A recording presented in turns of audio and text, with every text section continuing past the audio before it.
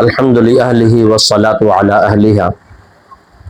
محترم ناظرین، رمضان المبارک کے بعد مدارس مکاتب ہر جگہ شروع ہو چکے ہیں۔ بہت سارے طلبہ مکتب میں داخلہ لے چکے ہیں اور بہت سارے طلبہ ابھی بھی مکتب سے دور ہیں۔ سرپرست حضرات سے میری یہ گزارش ہے کہ آپ جہاں کہیں بھی رہتے ہیں وہاں سے قریب مسجد میں یا کسی مدرسے میں جو مکتب جاری ہو وہاں اپنے بچوں کو ضرور داخل کروائیں۔ دین کی بنیادی تعلیم حاصل کرنا اور ضرورت کے بقدر دین حاصل کرنا یہ ہر مسلمان مرد و عورت پر فرض ہے۔ ماں باپ کی یہ ذمہ داری ہے کہ وہ اپنے بچوں کی دینی تعلیم و تربیت کی فکر کریں۔ اسی عنوان سے کچھ باتیں لے کر میں آپ حضرات کے سامنے حاضر ہوا ہوں۔ سب سے پہلی میری گزارش ماں باپ سے یہ ہے کہ ہم اپنے بچیوں کا مکتب میں داخلہ ضرور کروائیں۔ وہ دین کی بنیادی باتوں سے آشنا ہوں گے تو آگے چل کر دین پر عمل کرنا، قرآن پاک پڑھنا، احادیث پڑھنا، ان پر عمل کرنا، یہ ساری چیزیں ان کے لیے آسان ہوگی اور یہ ماں باپ کی ذمہ داریوں میں شامل ہے۔ نمبر 2، اگر ہمارے بچیوں کا داخلہ ہمیں مکتب میں کروانا ہے تو والد خود مکتب تشریف لے جائیں۔ کسی بچے کے ساتھ اپنے بچے کو یا محلے کے کسی آدمی کے ساتھ اپنے بچے کو نہ بھیجیں، خود جائیں اور خود داخلہ کروائیں۔ اس سے یہ ہوگا کہ مکتب کے ذمہ داران کو یہ بات محسوس ہوگی کہ آپ اپنے بچے سے متعلق فکر مند ہیں۔ جس طرح ہمارا بچہ بیمار ہوتا ہے ہم خود اسے ہاسپٹل لے جاتے ہیں، دواخانہ لے جاتے ہیں، ایسے ہی مکتب میں اپنے بچے کا یا بچی کا ایڈمیشن کروانا ہو تو والد خود وقت فارغ کریں اور خود جا کر کے ایڈمیشن کروائیں۔ اس کا ایک فائدہ یہ بھی ہوگا کہ ایڈمیشن کے وقت جو اصول ضابطہ وہاں کے ذمہ داران، ناظم یا صدر مدرس بتائیں گے والد خود ان چیزوں کو جانیں گے۔ بعض مرتبہ یہ ہوتا ہے کہ داخلہ کروانے کوئی اور جاتا ہے اور جب آگے چل کر کے کوئی بات ناخوشگوار پیش آتی ہے تو اس وقت والد مکتب میں آتے ہیں۔ بات پہلے پوری ہو چکی ہوتی ہے لیکن چونکہ یہ ایڈمیشن کے وقت آتے نہیں ہیں اس لیے انہیں پوری بات کا علم نہیں ہوتا، اس وجہ سے بہت ساری غلط فہمیاں ہوتی ہیں۔ لہٰذا اپنے بچے کا داخلہ کروانے ہم مکتب میں مدرسے میں خود جائیں۔ نمبر 3، مکتب میں جب ہم اپنے بچوں کو داخل کروائیں تو مکتب کا پورا نظام سمجھیں۔ اس کا مطلب یہ ہے کہ ہمارا بچہ شروعات سے آپ کے مکتب میں داخل ہو رہا ہے، کتنے سال میں یہ قرآن پاک ختم کرے گا، اگر اسے حافظ قرآن بنانا ہے تو کتنے سال میں بنانا ہے، مدرسے کا نظام کیا ہے، نظام الاوقات کیا ہے اور یونیفارم کیا ہے، داخلہ فیس کتنی ہے، ماہانہ فیس کتنی ہے، یہ ساری باتیں ہم اچھی طریقے سے پہلے سمجھ لیں۔ مکتب کا پورا نظام ہمارے ذہن میں رہے گا اور ہمارا بچہ اسی ترتیب سے جب آگے بڑھ رہا ہوگا تو ہمیں بہت زیادہ پریشان ہونے کی ضرورت پیش نہیں آئے گی۔ نظام نہ سمجھنے کی وجہ سے بھی بہت سارے ماں باپ اپنے بچوں کی تعلیم و تربیت کے تئیں فکر مند ہوتے ہیں۔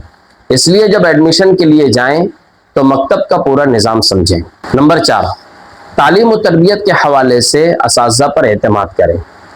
جن اساتذہ کو ہم نے اپنے بچے دیے ہیں، پڑھانے کے لیے ہم نے دیے ہیں، اب وہ اساتذہ بھی اسی لیے بیٹھے ہیں کہ بچوں کی تعلیم و تربیت کریں، تو ہم ان اساتذہ پر اعتماد کریں۔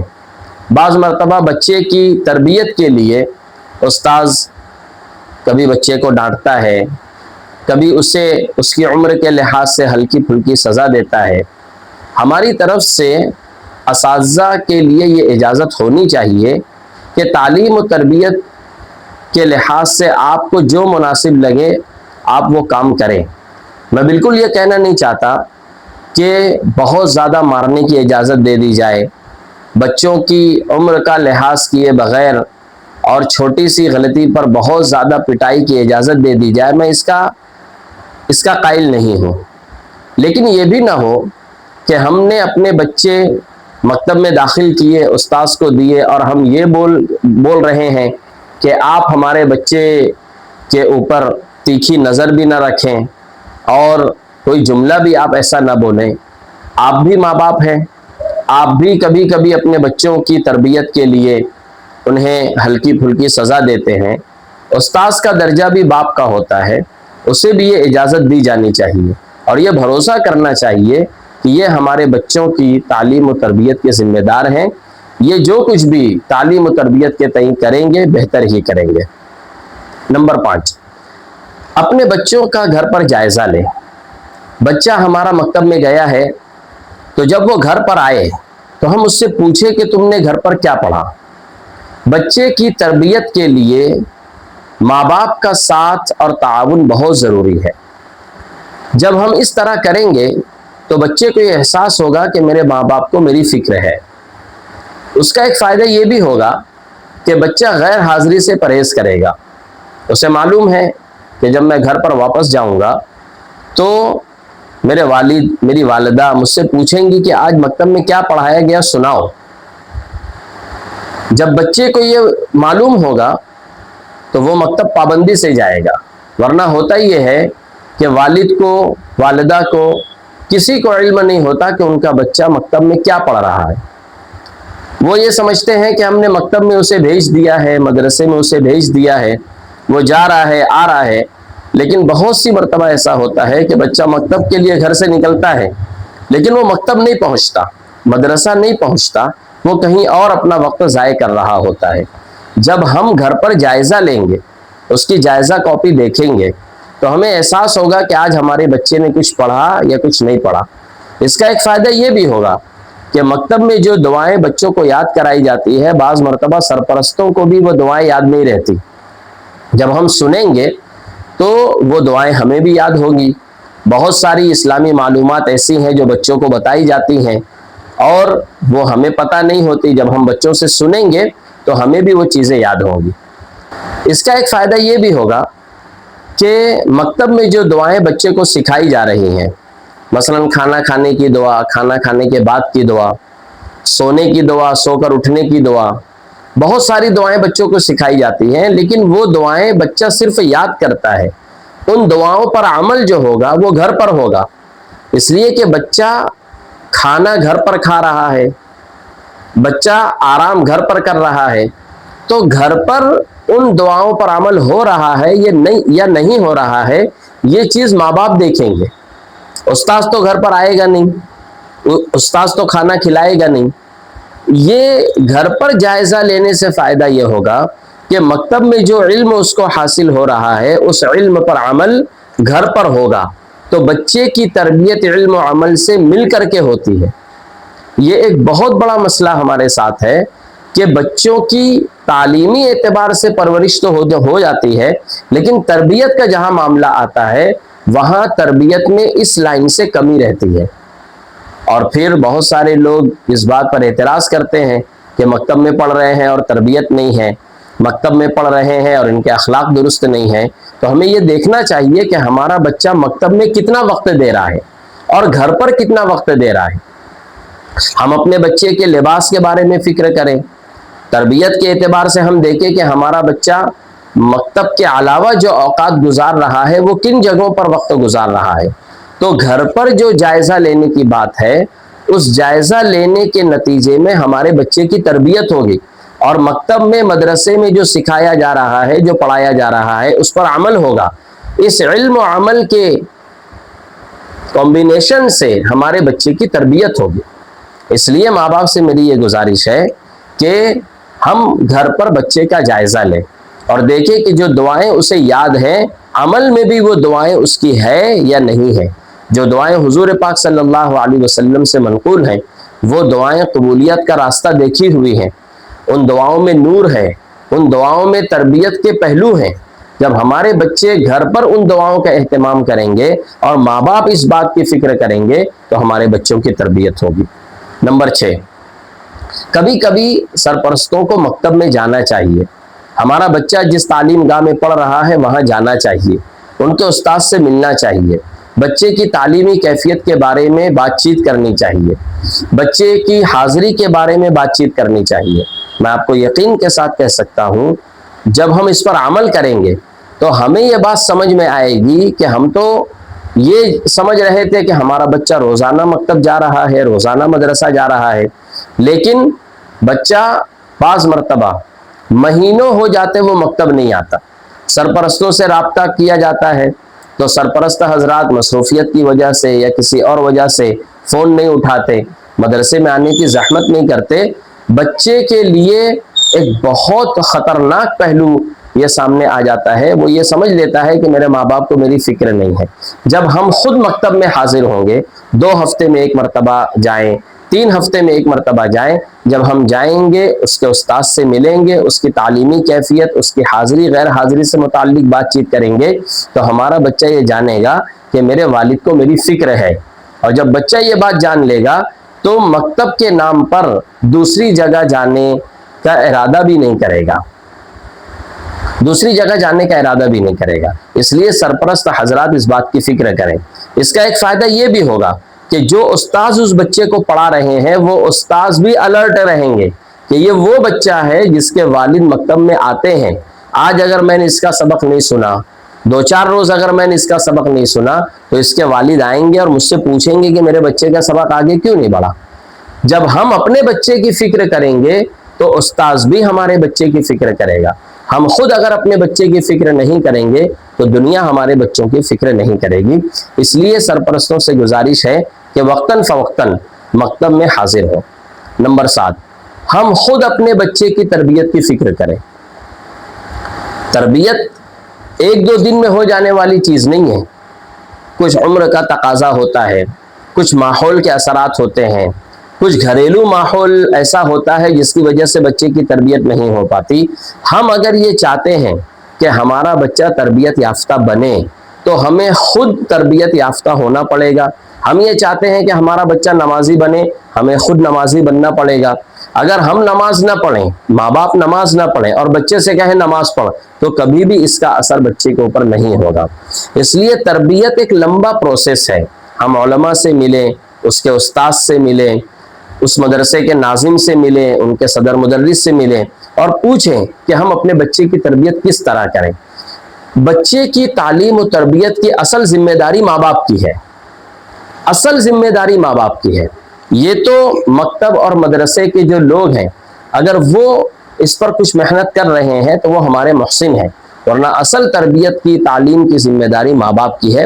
اس لیے خود بچے کی تعلیم و تربیت کے تئیں فکر کریں۔ نمبر 8، اگر مکتب میں، مدرسے میں جس میں ہمارا بچہ پڑھ رہا ہے کبھی کوئی بات ہو گئی، استاذ نے ہمارے بچے کو مار دیا یا کسی بچے نے ہمارے بچے کو مار دیا اور مار پیٹ ہو گئی جس کی وجہ سے بچہ پریشان ہو گیا اور وہ ہم تک آیا، ایسا کوئی بھی واقعہ اگر پیش آئے تو ہم مکتب میں جا کر اس کے استاذ سے، وہاں کے ذمہ داروں سے ملیں، افہام و تفہیم سے مسئلے کو حل کرنے کی کوشش کریں۔ دیکھیے، اگر ہمارے گھر میں کوئی مسئلہ ہوتا ہے تو ہم یہ چاہتے ہیں کہ وہ مسئلہ روڈ پر نہ آئے، گھر کی عزت جو ہے وہ روڈ پر نہ آئے، ہم اس کی کوشش کرتے ہیں۔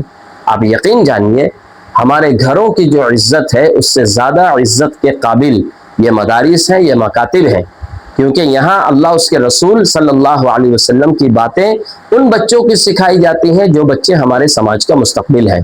اس لیے کوئی بھی غلط فہمی ہو، کوئی بھی بات ہو، ہم خود مکتب میں جائیں، مدرسے میں جائیں اور جس سے متعلق یہ باتیں ہیں ہم ان کے سامنے بیٹھیں، اچھے انداز میں ان سے بات کریں۔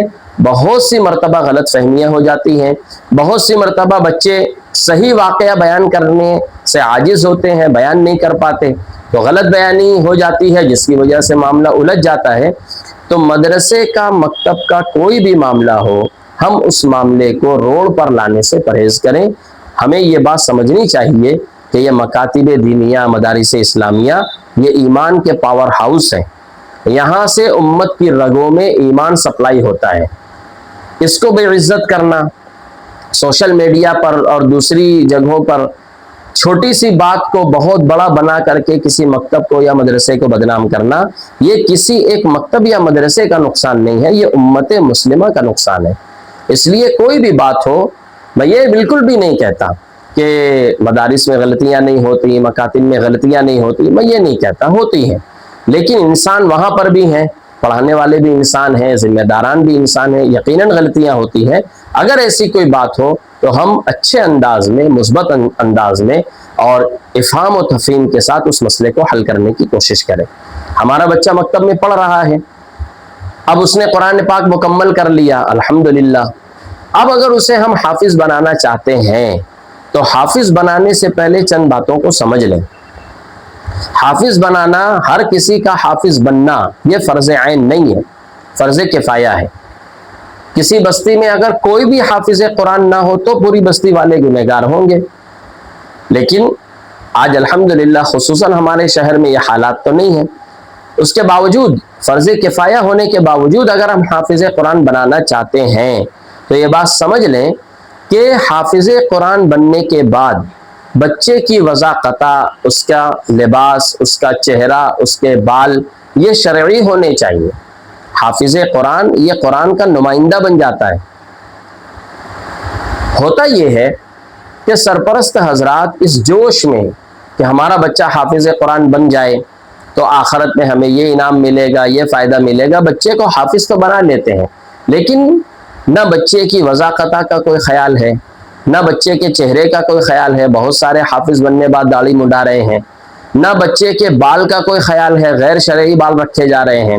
نہ بچوں کے شرعی لباس کا کوئی خیال ہے، حافظ بنے ہوئے بچے پینٹ شرٹ پہن کر گھوم رہے ہیں۔ نہ ان کی نمازوں کا کوئی خیال ہے، نہ ان کی عبادات کا کوئی خیال ہے۔ یہ بہت بڑا نقصان ہے، اور یہ جو کوتاہی ہو رہی ہے اس میں صرف مکاتب ذمہ دار نہیں ہے۔ جب تک بچہ مکتب میں پڑھ رہا ہے، اس بچے کے لباس سے متعلق، اس بچے کے اخلاق سے متعلق، اس کی نمازوں سے متعلق، اس کے بال سے متعلق، سر کے جو بال کہیں کے چھوٹے اور بڑے جو رکھنے کا رواج چل رہا ہے اس سے متعلق، اس کی داڑھی سے متعلق تمام فکریں کی جاتی ہیں۔ لیکن آپ سوچیں کہ وہ بچہ مکتب میں کب تک رہے گا؟ جب تک اس کی تعلیم نامکمل ہے تب تک رہے گا۔ جس دن تعلیم مکمل ہو گئی اس دن بچہ مدرسے سے فارغ ہوگا۔ اب جس بچے پر اتنی محنت کرنے کے بعد اس کو حافظ قرآن بنایا جاتا ہے، ماں باپ اس دولت کی عظمت کو سمجھ ہی نہیں رہے ہیں۔ اب جب وہ بچہ ماں باپ کے حوالے کیا جاتا ہے تو نہ ماں باپ اس کے لباس کی فکر کر رہے ہیں، نہ اس کی تلاوت کی فکر کر رہے ہیں، نہ اس کی نماز کی فکر کر رہے ہیں، نہ اس کی داڑھی کی فکر کر رہے ہیں، نہ اس کے شرعی وضاقتہ کی فکر کر رہے ہیں۔ تو یہ جو کوتاہی ہو رہی ہے یہ سرپرستوں کی طرف سے ہو رہی ہے۔ آپ ایک بات سمجھ لیں کہ قرآن کریم اللہ کی کتاب ہے، اس کو یاد کرنے پر جتنا بڑا انعام ہے، اس کو بھول جانے پر اور اس کی ناقدری کرنے پر اتنی ہی بڑی سزا بھی ہے۔ اس لیے اگر ہم اپنے بچے کو حافظ قرآن بنانا چاہتے ہیں تو ہم اس بات کو پہلے سمجھ لیں کہ پوری زندگی حفظ قرآن باقی رہے، پوری زندگی اسلامی لباس میں بچہ رہے، ہم اس کی فکر کریں۔ اگر ہم ایسا کروا سکتے ہیں تو حافظ قرآن بنائیں۔ میرے مدرسے میں، میرے مکتب میں جب کوئی بچہ حفظ میں منتقل ہونے والا ہوتا ہے تو میں ان کے سرپرستوں کو بلا کر یہ تمام باتیں کرتا ہوں اور انہیں ان چیزوں سے آگاہ کرتا ہوں کہ ایسا نہ ہو کہ اتنی بڑی دولت آپ کے بچے کو مل جائے اور پھر بچہ جو ہے وہ اس کو سنبھال نہ سکے، یہ بہت بڑے خسارے کی بات ہوگی۔ اس لیے حافظ قرآن اگر ہم بنا رہے ہیں تو حافظ قرآن بننے کے بعد عصری تعلیم میں اگر ہمارے بچے آگے جانا چاہیں وہ اسی لباس میں بھی جا سکتے ہیں، کاروبار کرنا چاہیں اسی لباس میں کر سکتے ہیں۔ خصوصاً ہمارے شہر میں اس طرح کی کوئی رکاوٹ نہیں ہے۔ اس لیے اگر ہم اپنے بچے کو حافظ قرآن بنا رہے ہیں تو پھر حافظ بننے کے بعد پوری زندگی اس کا حفظ باقی رہے، اس کی بھی فکر کریں۔ اور نمبر 10 یہ ہے کہ مکاتب اور مدارس کے اساتذہ کو، ذمہ داران کو اپنا محسن سمجھے۔ یہ وہ کام کر رہے ہیں جو کام ہمیں کرنے کا تھا۔